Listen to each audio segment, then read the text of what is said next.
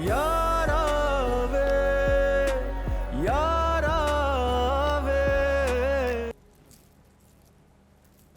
समझते क्या तुम अपने आप को? ये तमाशा करके क्या प्रूव करना चाहती हो? देखो मेरी एक बात सुनो, जितना तुमने तमाशा कर लिया ना, दैट्स इनफ। अब इससे आगे मैं बर्दाश्त नहीं करूंगा। ड्रामा तो तुम लोग कर रहे हो मेरे साथ। मुझे सबके सामने बना सवार के बिठा दिया है। मेरी बेबसी का मजाक उड़ा। हो please please stop it, enough. मैं तो यही कह रही हूँ, बस कर दो ना राहिम। मैं ही तो जानती हूँ कि तुम क्या हो। अच्छा, क्या हूं मैं? कहो, क्या हूं मैं? मैं जानती हूँ कि ये सब कुछ तुम खुद को बचाने के लिए कर रहे हो। मैं जानती हूँ कि लोगों के सामने तुम खुद को बेकसूर साबित करना चाहते हो। ये भी जानती हूँ कि तुम्हारी तो मंगनी हुई थी। मैं जानती हूँ तुमने उस बेचारी को धोखा दिया, मुझसे शादी कर ली। खुद की साख जो बचानी थी ना तुमने। धोखा वो है जो तुम मुझे देती आ रही हो। उसके बावजूद मैंने तुम्हें इज्जत दी, तुमसे शादी की। इज्जत? इज्जत का मतलब भी जानते हो तुम? जो इज्जत देता है ना, वो दुनिया के सामने रुसवा नहीं करता ऐसे। इज्जत दी होती ना तो आज मेरे माँ बाप यहाँ मौजूद होते। उनका यहाँ ना होना चीख चीख के बता रहा है कि तुम्हारे और तुम्हारे घर वालों के सामने हमारी क्या औकात है। इन्विटेशंस भिजवा दिए थे उनको, अपनी मर्जी से नहीं आए हैं। मैं तुम जैसे झूठे आदमी का एतबार करूंगी? Okay enough, listen to me. ये सब जो तुम्हें कहना है ना और करना है, ये बाद में करना। लोग ऊपर इंतजार कर रहे हैं, सवाल पूछ रहे हैं, चलो मेरे साथ। तक तो मैं लोगों की बातों का जवाब देती आ रही। अब तो शुरुआत में ही घबरा गए।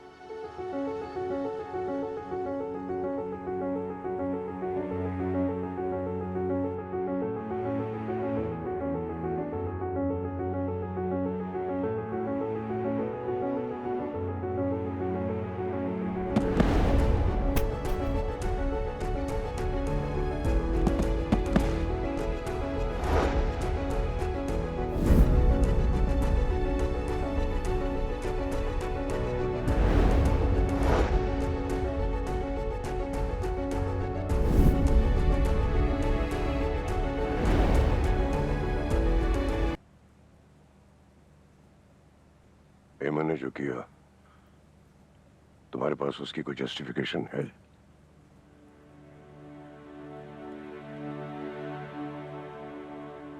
नहीं पापा,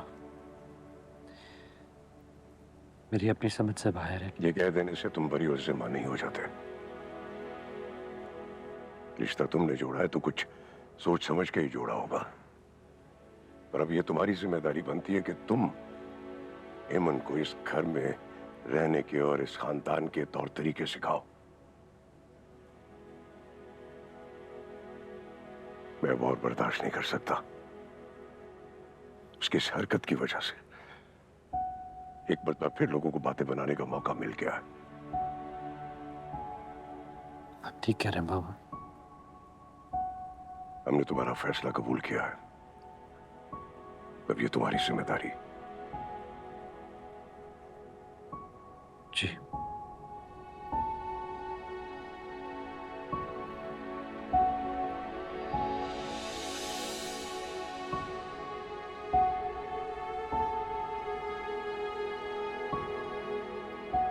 I just need out, Papa.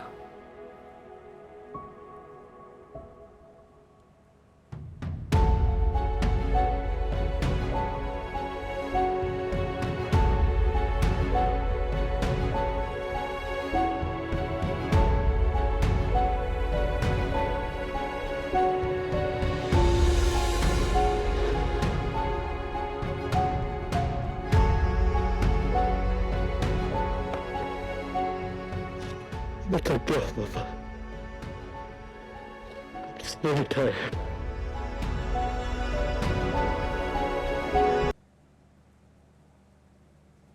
तबीयत कैसी है तुम्हारी?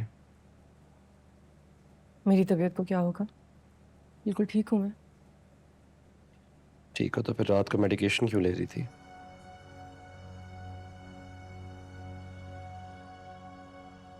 मेडिकेशन? तुम्हें कोई बोलने की बीमारी है? हाँ, क्या? रात को जो तुमने मेडिकेशन ली उसके बारे में पूछ रहा हूँ। मैंने आपसे कहा ना, मैंने कोई मेडिसिन नहीं ली।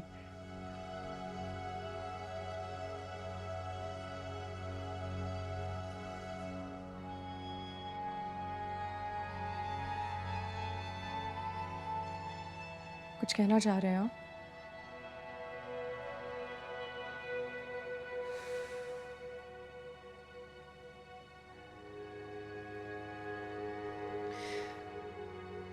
हाँ,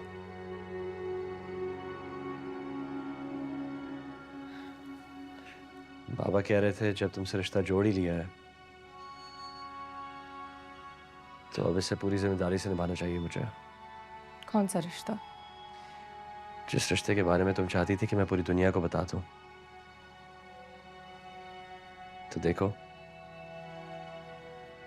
सारी दुनिया के सामने तुम्हारा हाथ थाम लिया और तुम्हें अपनी बीवी तस्लीम कर लिया मैंने। अच्छा, तो अब आप मुझे अपनी बीवी मानते हैं? और आपसे भी यही तवक्को रखता हूँ कि आप इस रिश्ते को निभाएंगी। और अगर मैं आपकी तवक्को पे पूरी नहीं उतरी तो क्या करेंगे?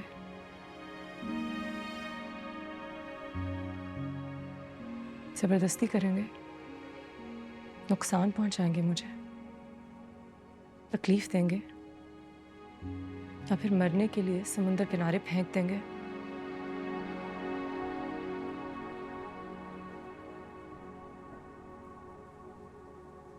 चुप क्यों है? बोले।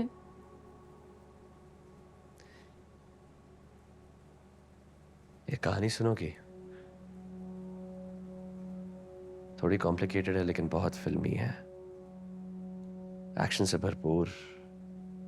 कमी है तो बस सिर्फ रोमांस की। नहीं, मुझे आपकी किसी कहानी में कोई इंटरेस्ट नहीं है। अगर सुनोगी तो इंटरेस्ट भी डेवलप हो जाएगा। बैठो।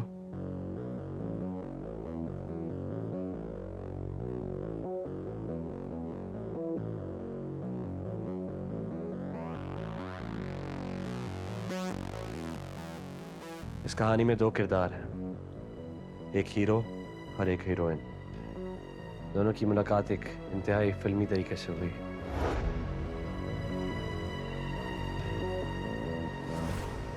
जिस मुलाकात में हीरो हीरोइन से इम्प्रेस भी हुआ और इम्प्रेस होके उसे अपने होटल में जॉब भी दे दी। हीरोइन ने भी बहुत मेहनत की, जान लगाई, दिन रात मेहनत की।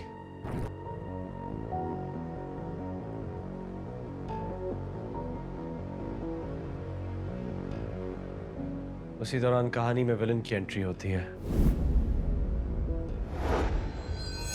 I am so sorry. Hi. Hi. कहा था ना फिल्मी है। वो विलन उस मासूम हीरोइन को हर वक्त सताने लगता है।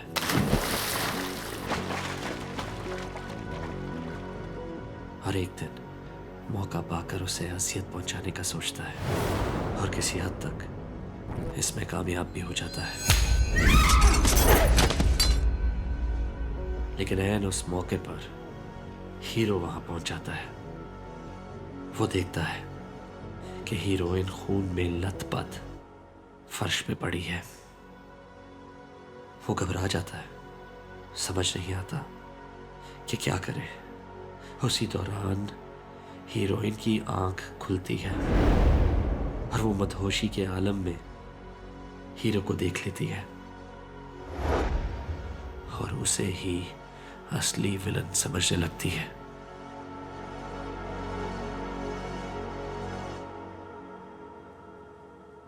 तो तुम्हें क्या लगता है अमन,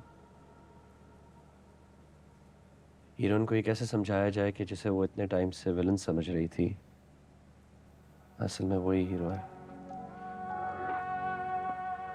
मैं तो सब कुछ करके देख लिया। तुम्हारे पास अगर कोई सलूशन है तो बताओ।